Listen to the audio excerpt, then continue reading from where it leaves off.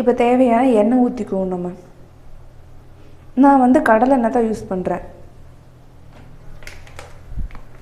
எண்ணெய் சூடாக இருந்தோன்னு கொஞ்சோண்டு பச்சை கடலை பருப்பு போட்டுக்கோங்க. இதுக்கு சூப்பராக இருக்கும். கத்திரிக்காய் தொக்குக்கு சூப்பராக இருக்கும். கொஞ்சோண்டு உளுந்தம்பருப்பு,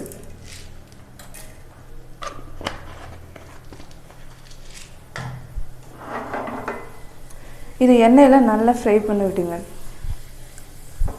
இப்போ இது கடுகு போட்டுக்கலாம்.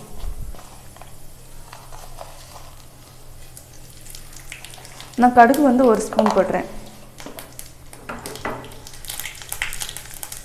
இப்போ இது நல்லா செவந்துருச்சு, கடுகும் நல்லா வெடிச்சிச்சு. வெங்காயம் போட்டுக்கலாம். நான் சும்மா ஒரு 2 பேர்த்துக்கு தேவையான கத்திரிக்காய் தான் செய்கிறேன். நம்ம காலையில் அவசர அவசரமாக வேலைக்கு போகும்போது ஈஸியாக செய்கிறது எப்படிங்கிறது தான் போட்டிருக்கேன். இப்போ இதை நல்லா வதக்கி விட்டுருவோம். இப்போ வந்து வெங்காயம் கொஞ்சம் வதங்கிச்சு. நம்ம கருவேப்பிலை போட்டுக்கலாம். முதல்ல கருவேப்பிலை போட்டோம்னா கருவேப்பிலை வந்து நல்லா கருகி போயிடும். அதனால இப்போ போட்டோம்னா இதில் வந்து இந்த வெங்காயத்தில் அது ஒரு ஃப்ளேவர் கொடுக்கும். அதுக்காக இப்போ போடுவாங்க. இப்போ இது நல்லா வதங்கிடுச்சு. நம்ம இப்போ வந்து காயை எடுத்துக்கணும். நான் வந்து கத்திரிக்காயை வேக வச்சு வச்சுருக்கேன். நீங்கள் வந்து ஏன்னா நம்ம காலையில் ஆஃபீஸ் போகிறப்ப நம்ம காயை ரொம்ப நேரம் வதக்கிட்டு இருக்க முடியாது. ஒரு 70% காயை வேக வச்சு எடுத்து வச்சுட்டிங்கன்னா நம்ம எண்ணெயில் போட்டு ஃப்ரை பண்ணுறப்போ இந்த 100% நல்லா வெந்துடும். நான் நல்லா காயை வேக வச்சுருக்கேன். இப்போ இதை நல்லா வதக்கி விட்டுருவோம்.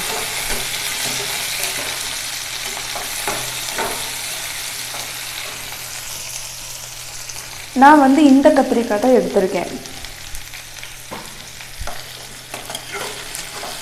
இப்போ இது வந்து நல்லா வதக்கி விட்டுருவோம்.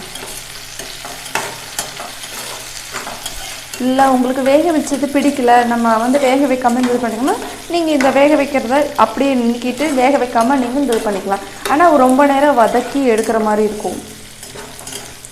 சில பேர் சொல்லுவாங்க வேக வச்சு வதக்கினா ரொம்ப குழஞ்சி போன மாதிரி இருக்குது அப்படிம்பாங்க. நீங்கள் வந்து ஒரு 70% ஆஃப் பண்ணிடுறீங்கன்னா அது நல்லா குலையாது. எனக்குலாம் குழஞ்சிருந்தா தான் ரொம்ப பிடிக்கும். நான் வந்து இன்றைக்கி உங்களுக்காக குலையாமல் நான் அதை செஞ்சு காட்டுறேன். இப்போ இது வதக்கிறதுக்கு தேவையான உப்பு போட்டுக்கலாம். இப்போ நம்ம தேவையான தூள் உப்பு போட்டுக்குவோம். இப்போ வந்து இதை நல்லா வதக்கி விட்டுருவோம். இப்போ நம்ம உப்பு போட்டு 2 நிமிஷம் வதக்கியாச்சு. நம்ம இதுக்கான மசாலா போட்டுக்கலாம். நான் இதை வந்து வீட்டிலேயே அரைச்சி ரெடி பண்ணி வச்சுருக்கேன். கொத்தமல்லி, கொஞ்சோண்டு ஜீரகம், வெந்தயம், மிளகு இதெல்லாம் போட்டு 4 மிளகா போட்டுக்கோங்க. இதை போட்டு இது பண்ணிங்கன்னா அவ்வளோ ஒரு ஃப்ளேவராக இருக்கும், அவ்வளோ வாசமாக இருக்கும். இப்போ இதை நல்லா வதக்கி விட்டுருங்க. இப்போ இதுக்கு தேவையான கொஞ்சோண்டு ஒரு 1/2 ஸ்பூன் மஞ்சள்தூள். இப்போ இதை நல்லா கிண்டி விட்டுறலாம். இப்போ இந்த போட்ட மசாலா, மஞ்சள் இதெல்லாம் ஒரு நிமிஷம் வந்து ஃப்ரை ஆகட்டும். தண்ணி தெளித்து விடுங்க.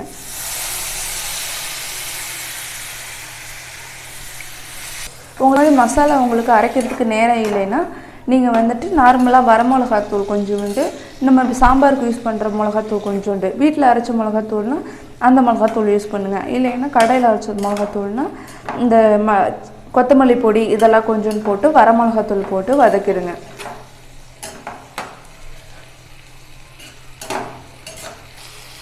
இப்போ பாருங்கள், இது நல்லா வந்து தண்ணி எல்லாம் சுண்டி நல்லா வந்து எண்ணெய் திரண்டு வந்துடுச்சு பாருங்கள். இது வந்து எங்கள் ஊர் கிராமத்து சைடில் நாங்கள் இப்படி தான் செய்வோம். எங்கள் ஏரியாவில் எல்லோரும் இப்படி தான் செய்வாங்க. சூப்பராக இருக்கும். இது நீங்கள் செஞ்சு சமைச்சு சாப்பிட்டு பாருங்கள், சூப்பராக இருக்கும். இனிமேல் இதே மாதிரி தான் நீங்கள் ட்ரை பண்ணுங்க.